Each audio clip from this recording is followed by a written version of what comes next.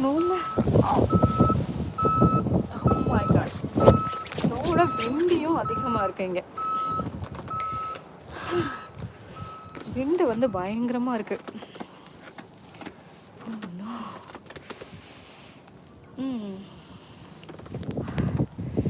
நான் பால்கனியில் வந்து தான் கவர் பண்ணிகிட்ருக்கேன்.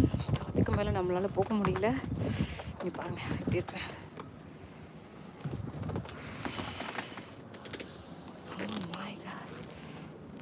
அடுத்து ஒரு கார் வருது, இது எப்படி வருதுன்னு பார்க்கலாம்.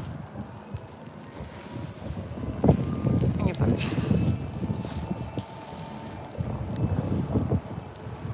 நோ பாருங்க, வீடு வந்து ஹாஃப் இருக்கிற மாதிரி